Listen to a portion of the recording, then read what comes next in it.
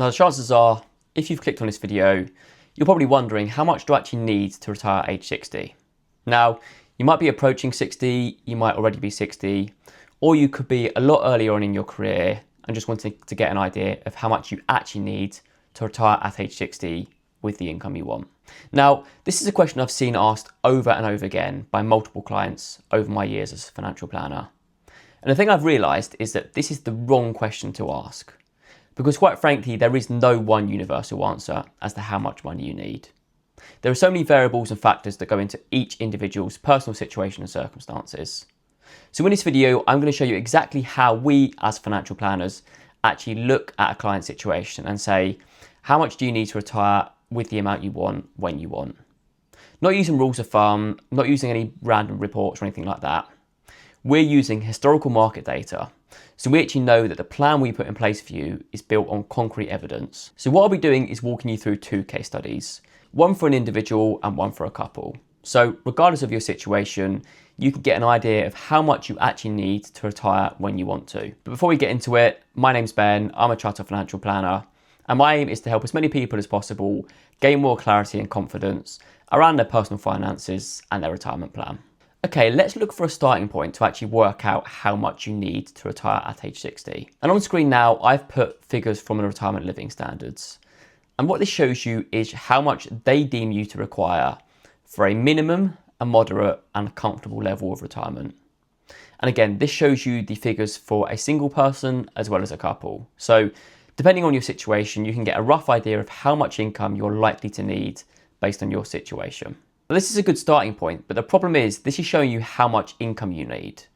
But how much money do you actually need to produce that level of income? Now, clearly some people are going to have the state pension, which covers some of this, but where does the other money come from? And how much money do you actually need to produce this level of income? Now, if you've done any research into retirement planning before, you may have come across something called the 4% rule. And simply what this rule is something that was based on research carried out in the 1990s. And this suggested that over a 30-year retirement time horizon, if you withdrew 4% of the value of your pension or assets each year, you would be unlikely to run out of money. So as an example, if you've got a pension pot of £500,000 and you withdrew £20,000 a year, inflation adjusted, the chances are you would not run out of money during a 30-year retirement. Now, unfortunately, there are many assumptions made in this, and quite frankly, none of them are really a reality. Now, the first is a 30-year retirement. Now, clearly, if you are aiming to retire at 55 or 60, there's a chance that you could be retired for 40 years, if not longer, depending on your health. So clearly, in this example, that 4% rule just isn't going to cut it. Now, the second assumption is that you spend the same amount year in, year out in retirement. And again, as financial planners, this is just not what we see in practice, because if you're retiring at age 60, you're going to be in very good health. And the chances are, because of this, you're going to be able to be doing a lot more traveling in the early years of retirement than the later years. And because of that, we often see that people front load their retirement. And what I mean by this is people spend a lot more in the first probably 15 to 20 years of retirement. And then that actually tapers down as their health worsens and they're unable to do as many things as they were in the early years of retirement. The third assumption is that you are invested in a balanced portfolio within your pension. And clearly, depending on your situation, you may be taking a higher level of risk or a lower level of risk with your pension. So again, this makes the 4% redundant for anyone that isn't invested in a balanced portfolio. And the final thing to mention is that this does not factor in any other income you've got. So for most people, they're going to have some or all of the state pension. So this will kick in from age 68 for most people. And some people may have a defined benefit or what's otherwise known as a final salary pension. And again, this guarantees you a certain level of income for life. So if we can't use the 4% rule, what do we actually use? And this is something called stochastic modelling. Now, this sounds a lot more complicated than it actually is. And simply what it's doing is it's using historical market data to actually give you a percentage chance of success. Now, what that means simply is that we use the last 100 years of market data to actually work out how much you need in your pension to spend what you want when you want. Now, the reason we use stochastic modelling is because your pension is invested. So simply what that means is that your pension is growing depending on how companies around the world perform. And the chances are that will remain invested throughout retirement. So what I've assumed is you're going to be using drawdown to actually fund your retirement. And again, what this means is that your pension remains invested and you take as much or as little as you need each year to actually fund your retirement. Now, doing this covers a multitude of past events. You've got the 1970s inflation crisis, you've got the 2000s dot-com bubble, and of course the 2008 financial crisis. So by using all of these, we can really stress test and actually see if you're retired at any point over the last 100 years, if you would have had sufficient money to actually spend what you want. Now, clearly the past is no guarantee to what's going to happen in the future.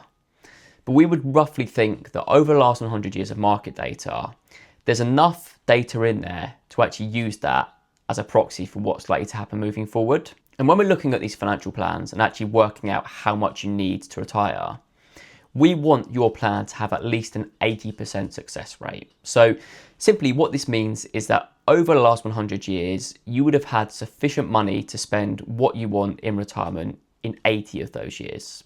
Now, clearly you're probably thinking, okay, well, that doesn't sound very sensible, Ben, because that means in 20 of those 100 years, I wouldn't have had enough money to spend what I want in retirement. So why would you do that? And I'll come on to that later in the video, because there is a valid reason why we do this, and you'll see that as and when I model each scenario for you. Okay, let's start with the first case study. And in this example, I've got a female, Julie, who's single, 60, and just retired.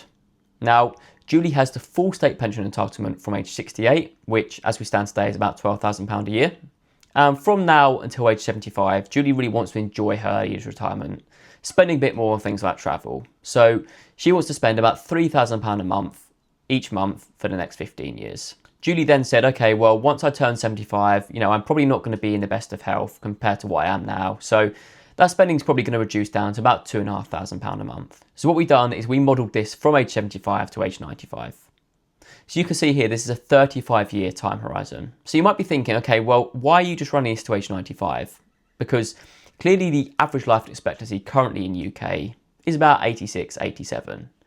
But when we're putting these plans in place for clients, we want to be as cautious and conservative as possible.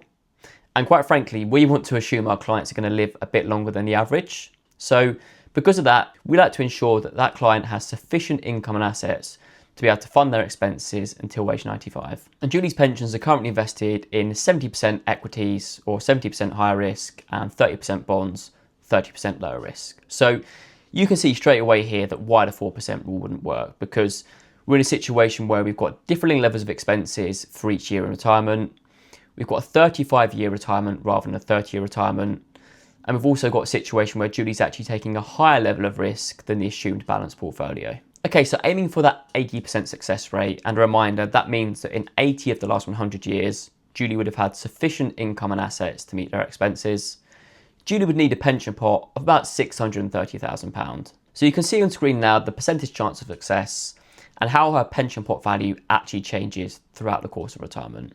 Now, the first thing I'll draw your attention to is the fact that this is based on a median scenario. So this is based on Julie having not retired at a particularly good point where markets were very buoyant, but equally hasn't retired, let's say for example, at the start of the 2008 crisis. So she's been pretty average, and that shows that if that had been the case, Julie would have had about £650,000 in her pension at age 95. Now, clearly this is more than she started with, and this is in today's terms. So again, this is why it's really important to not just do this once. You need to be reviewing this year in, year out, because depending on the market conditions and investment returns over the prior 12 months, that can have a massive impact on your longer term financial plan. So if markets have been particularly good, you may be able to actually increase the amount you're withdrawing.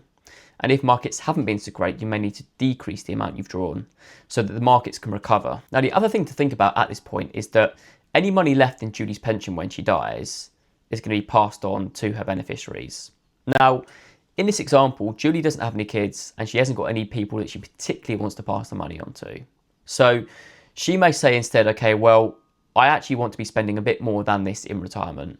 Now, again, this is something that we would sit down with Julie every year to actually assess things, review the markets, and actually work out if she can spend a bit more or a bit less. But obviously, if you are wanting to gift money to your kids or to beneficiaries, then looking at this and projecting forward how much you actually might have left to gift your kids is something that's really important to you. Okay, now moving on to the couples example. And in this example, we've got clients Mark and Laura. And again, they're both age 60 and both about to retire. And again, they've both got the full state pension entitlement from age 68, which again is £12,000 each. They're planning to spend about £4,000 a month from now until age 60. And again, they're likely to be spending less in their later years. So they've said we'll probably be spending about £3,000 a month in today's terms from age 80 to age 95. So again, we're modelling the same 35-year retirement time horizon. But in this example, they're actually invested in a balanced portfolio of 50% equities and 50% bonds. So based on this, how much would they need in their pension to actually ensure an 80% success rate? And you can see on screen now that based on a 78% success rate, so we're not quite at the 80%, but we're pretty much there, they would need between them about £850,000 within their pensions to sustain the level of income they want in retirement. And again, you can see the value of their pensions over the course of their retirement. So you can see that for the first kind of 20 to 25 years, there is a slight downward trajectory. But then you can see that when they reduce their expenses around age 80, that value slowly, steadily rises. So after we had modelled this for Mark and Laura, there are actually two things that came to light. The first is that Mark actually had a defined benefit pension payable from age 65. And that was going to pay him £5,000 a year from age 65 for the rest of his life. The second was that Laura had actually checked her state pension forecast and realised she didn't actually have the full state pension entitlement because of a couple of years of maternity leave she'd taken earlier on in life. And as a result, instead of the £12,000 a year state pension, her entitlement was actually only £11,500. So based off of this has obviously changed how much they actually need in their pension. So you can see here that this means they actually only need about £725,000 in their pension to have the same success rate than they did before. So it's about £125,000 less. And a lot of that is because of Mark's defined benefit pension of £5,000 a year. So you can see here that having that guaranteed income in the form of a defined benefit pension can have a big impact on how much you actually need within your pension to actually fund your lifestyle. Okay, so having gone through both of these case studies, you're probably wondering, okay, Ben, well, how much do I actually need to retire at age 60 then? There is no one universal answer. But you can see from this that based on Julie's situation, she needs about £630,000. And based on Mark and Laura's situation, they need anywhere from £700,000 to £800,000. So that's why it's very difficult to give you an exact answer as to how much you need. Because like I said at the start, there are so many variables. But roughly speaking, you would usually need anywhere between £500,000 and £1 million.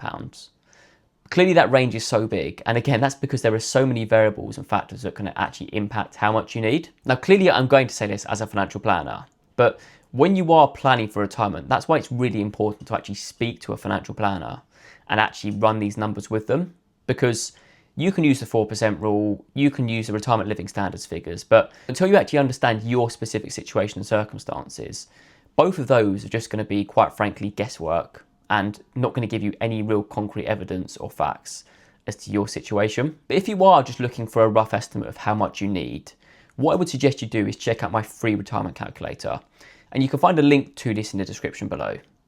This will take you about 60 seconds to complete because it asks you 6 questions. But the outcome you get actually shows you if you are on track to retire when you want to with the income you want. Anyway, hope you've enjoyed the video, hope you've got some value from it, and I'll see you in the next one.